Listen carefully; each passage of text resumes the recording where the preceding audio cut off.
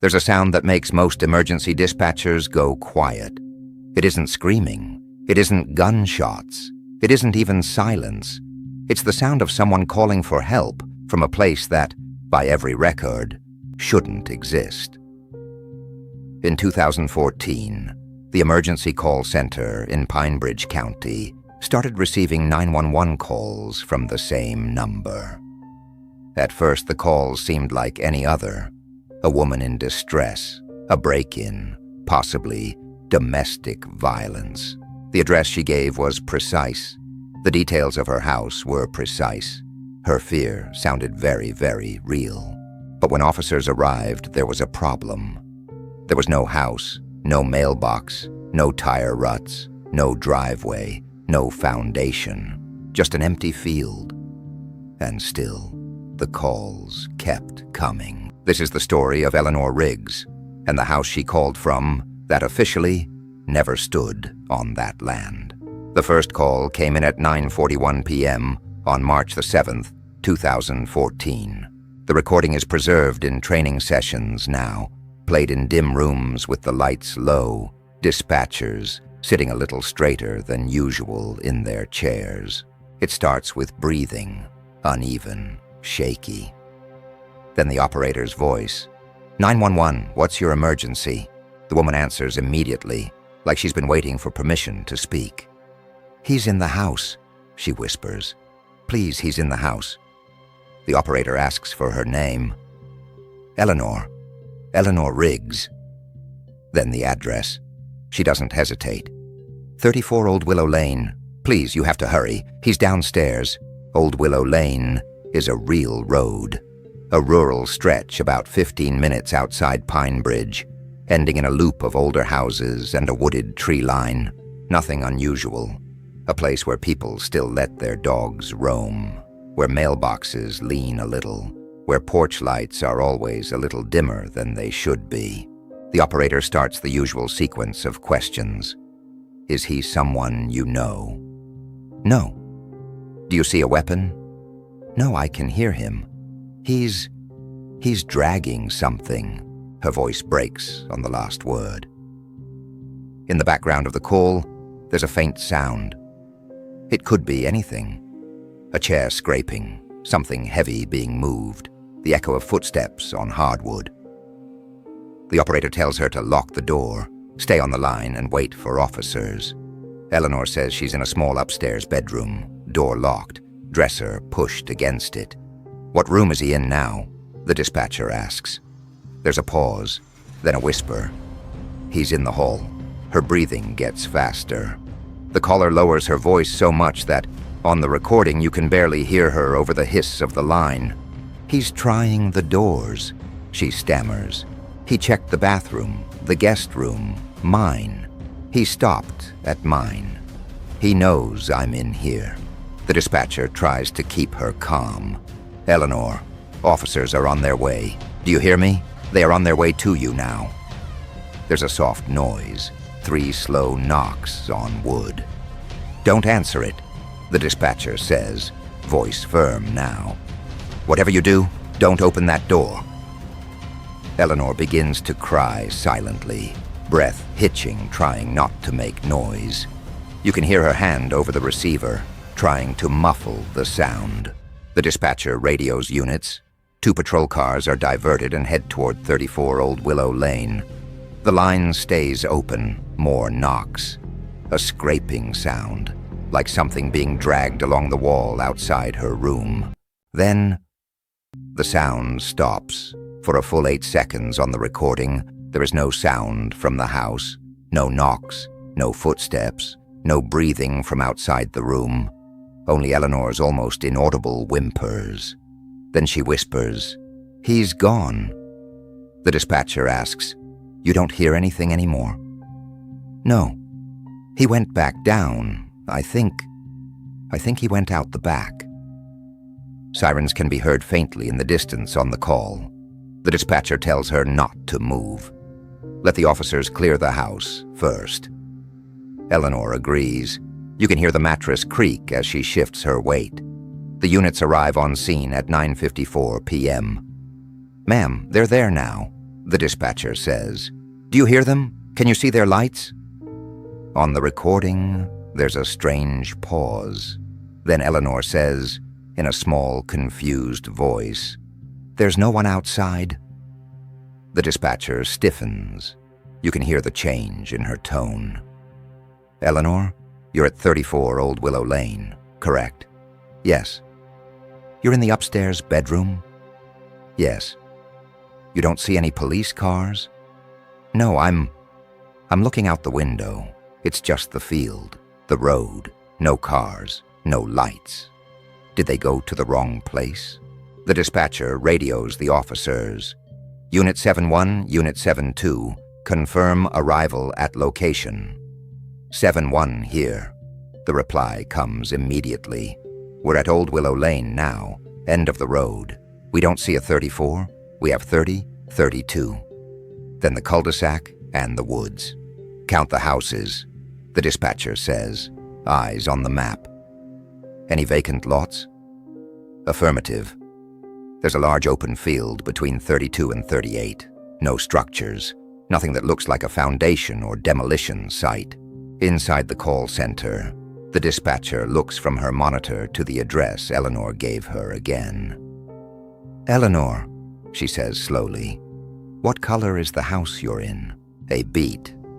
Then, "Blue. 2 stories. Porch with white railings. We painted it last year." "Why?" The dispatcher swallows.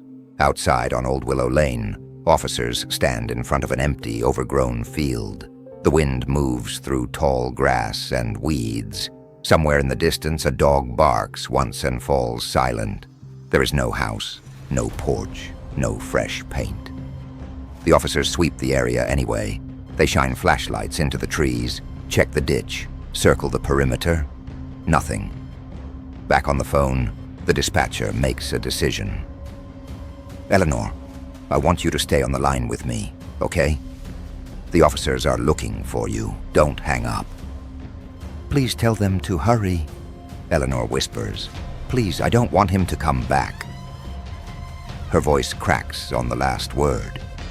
The call continues for another 2 minutes, the dispatcher trying to triangulate details. "What do you see out your window?" "Street lamp, the big oak tree with the split trunk, the neighbor's fence, it's all there, it's..." She stops. On the recording, you can hear her inhale sharply. "What is it?" the dispatcher asks. The next sentence from Eleanor Riggs has been replayed and analyzed more times than anyone can easily count. There's someone standing in the field," she whispers. "He's looking at the house." The dispatcher asks her to describe him. Short, dark coat, not moving, just staring. The dispatcher repeats what the officers are radioing from the road. "We don't see anyone." The operator asks Eleanor if she can read a street sign from the window. After a moment, she responds, "Old Willow Lane, it's right there." The dispatcher, trying not to let her voice shake, replies, "Eleanor, the officers are standing at the sign for Old Willow Lane. They're under the same street lamp. There is no blue house near them." The silence that follows is heavy. On the call, something changes in her voice, like reality has shifted under her feet. "Then where am I?" A distant, hollow sound echoes through the line. 3 slow, deliberate knocks, not on a bedroom door this time, but something heavier. Then the call drops. The line goes dead. They tried to redial, straight to nothing. The number, when run, came back as a landline registered to Eleanor and Mark Riggs at 34 Old Willow Lane. The problem was simple.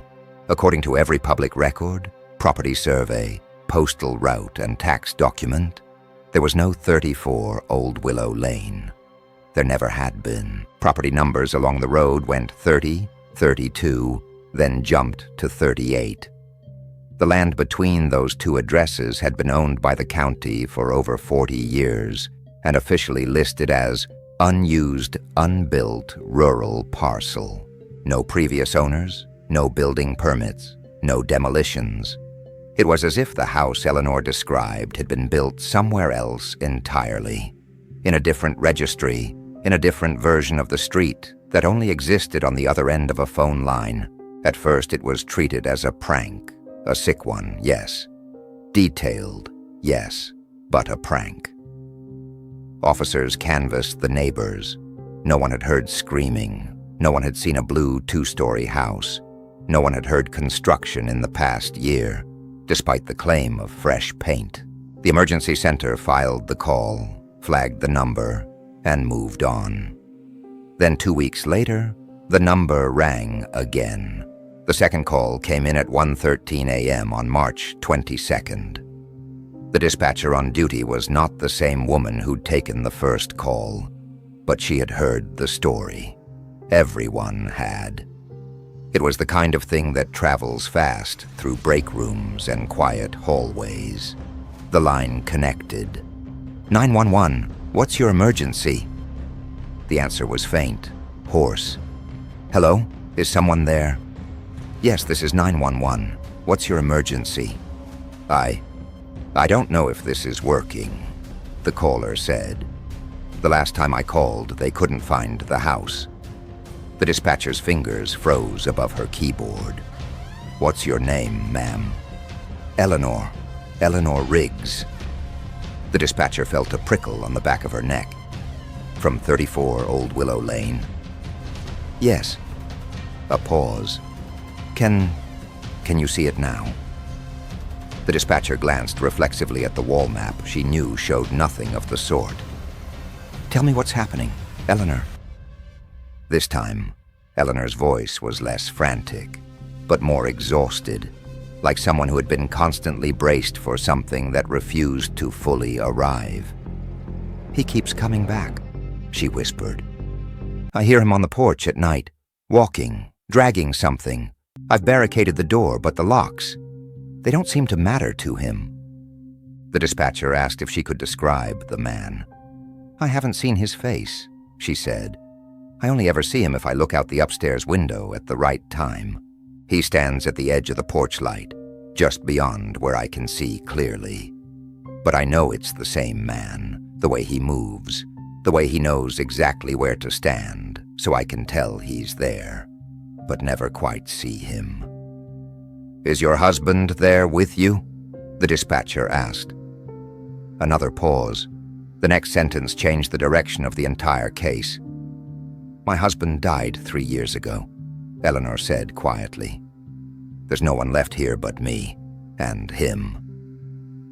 The dispatcher pressed her lips together, thinking through protocol and the weight of what she was hearing. Eleanor, do you remember calling us on March 7th? Yes, they said they couldn't find the house. She laughed once, shortly, a brittle sound. I thought maybe I was going crazy. But then he came back. And I realized, either I'm not crazy or he came with me. Came with you from where? Eleanor hesitated. From the old house. The dispatcher frowned. The old house? The one we left after Mark died? The one on Birch Road? The one that burned down? Her breathing became ragged. I thought moving here would help, but I think some houses don't care where you go. I think some doors don't stay closed just because you move away. The dispatcher asked for clarification. The records on file for an Eleanor and Mark Riggs showed a previous address on Birch Road, yes, but that house had burned to the ground in 2011. The fire report listed faulty wiring as the cause. Mark Riggs had died inside. Eleanor had been at the grocery store when it happened. The idea that she'd moved to Old Willow Lane afterward made sense, except there was still no record of any house built on that empty field. Eleanor, the dispatcher asked carefully, what year is it? There was a pause. 2014, she answered, sounding offended. You think I don't know what year it is? The clock in the emergency center also read 2014, but something in the dispatcher's mind wouldn't settle. Stay on the line with me, she said instead. We're going to try and get someone to you." Again, officers were sent. Again, they found nothing but an empty field, a dead stretch of grass, and a sky full of stars. Again, Eleanor described lights outside. A car she thought might be theirs, her voice trembling. "I can see the headlights. Why aren't they stopping? They're just passing right through." The call ended abruptly when a loud noise, like the crack of splintering wood, burst through the line, followed by Eleanor shouting something unintelligible and the phone hitting a hard surface. Then once more, the line went dead. After the second call, the case could no longer be shrugged off as a one-time prank. The number was traced to a junction box serving a section of rural lines, but the physical cable run to 34 Old Willow Lane ended at a pole near the empty field. From there, historically, it should have fed into a residence, but there was nothing there to connect to. The old infrastructure maps showed a planned house lot dated 1979 with a note, "Build cancelled, permit voided." No further updates, and yet the line was active. A technician sent to check the physical pole reported that the line was hot, carrying signal, but not plugged into any visible structure. "It's like it's going to something that isn't there anymore," he said. "And yet someone's using it," the sheriff replied. The third call came 3 months later. This time, the dispatcher recognized the number before she even answered. 911, what's your emergency?" Static. Then very faintly, "Crying. Eleanor, is that you?" "Yes." A whisper. "I'm sorry. I didn't want to bother you again." "You are not bothering us," the dispatcher said firmly. "Tell me what's happening." "It's inside now," she said. "I waited too long to call this time." Her voice trembled. You could hear a kind of resigned terror in it, the way someone might sound if they'd finally accepted that the thing they were afraid of was no longer at the door, but in the room. "I thought if I stayed quiet, if I didn't open the door, if I didn't look out the window, maybe it would leave. But it just waited. It got patient." The dispatcher took a slow breath. "Where is it now, Eleanor?" She spoke so softly that the microphones barely caught it. "On the stairs. Faintly on the recording you can hear it. A creak. Another. The soft complaints of wood under weight, moving one step at a time." "How many stairs between you and it?" the dispatcher asked. 13, she said. "There have always been 13. That's how I know it's getting closer, one creak at a time." The dispatcher radioed units again, though she knew how this would end. "Units en route to Old Willow Lane," came the reply. "Eleanor," the dispatcher asked, "do you trust me?" "Yes." "I want you to tell me everything you see. Don't leave anything out. Describe your house to me like I've never seen it." And she did.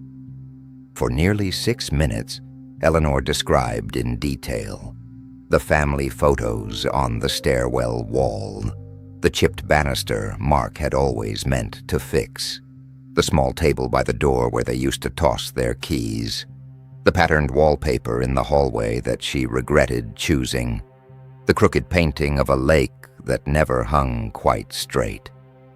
Every detail matched their previous address on Birch Road, the house that burned down, the house that had been reduced to ash.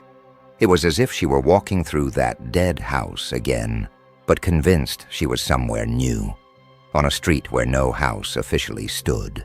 On the recording as she talks, the creaks grow louder. Then they stop. "How many stairs now?" the dispatcher asks. "1." Eleanor breathes. "There's 1 step left." The dispatcher feels the back of her throat go dry. "Is the door to your room locked?" "Yes." She hesitates, but the locks don't seem to matter to him. They didn't matter before the fire, and they don't matter now. It's the first time she mentions the fire directly. What happened the night of the fire, Eleanor? Her answer is soft, almost ashamed. He knocked, she says, just like he does now, 3 times. I thought it was Mark. I opened the door. The hallway was full of smoke. A sob catches in her throat. The fire started downstairs. They said wiring. They said accident.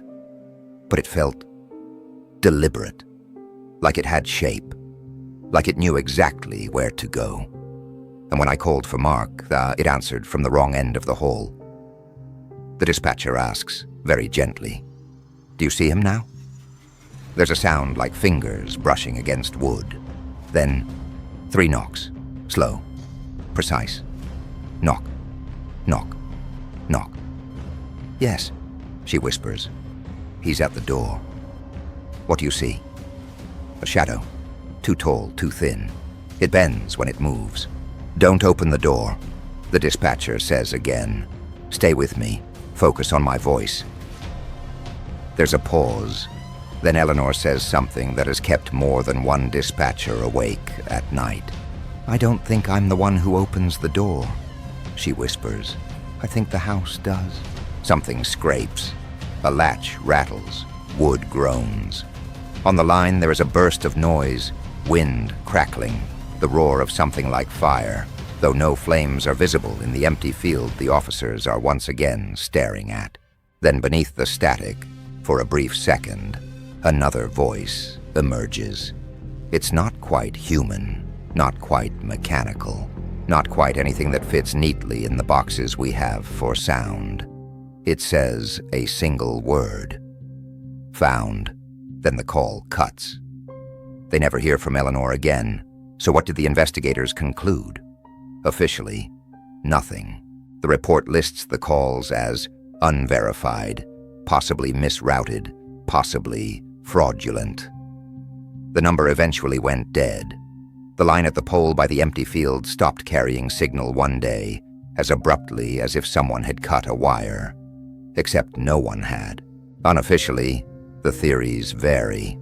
Some believe Eleanor was calling from an old recording, that what the dispatchers heard were echoes of calls made from the Birch Road house the night of the fire, somehow trapped in malfunctioning systems and replayed years later with distorted context.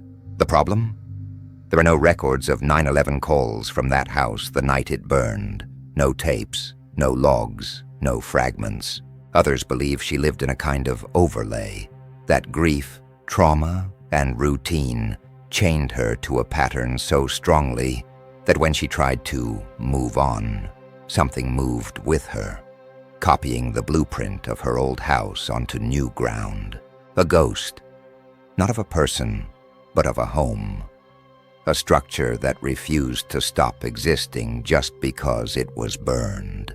And then there are those who look at the old fire photos, the charred remains, the blackened doorway, the melted phone on the floor near where the landline used to be, and notice something strange in the shadows. In one image, almost lost in the contrast, a shape stands at the edge of the frame. Tall, thin, with edges that seem too straight and too blurred at the same time, like a figure caught mid-step between being there and not. Maybe it's a trick of light. Maybe it's a pattern our brains are hardwired to see. Or maybe it's the same thing that learned how to knock on doors and wait.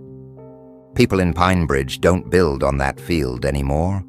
Not because of zoning, not because of cost, but because no developer wants to find out what happens when you try to give that address a house again. Every now and then, especially in storm season, the emergency call center will get a little burst of static on an unused line. Nothing intelligible, just a faint crackle. If you listen long enough, some say, you can almost make out 3 hollow knocks, and very, very faintly, someone on the other end asking, "Can you see my house now?" So what do you think happened to Eleanor Riggs? Was she a lonely, grieving widow trapped in her memories? Her calls an elaborate expression of trauma mapped onto an empty field. Was someone playing a cruel, carefully planned hoax on a small-town dispatch center? Or did something follow her from the burned-out frame of her first home? Something that knows how to wear walls like skin. Something that understands doors better than we do. Something that isn't tied to foundations or deeds, just to the people who still believe they live there. I want to hear your theory. Share your thoughts in the comments.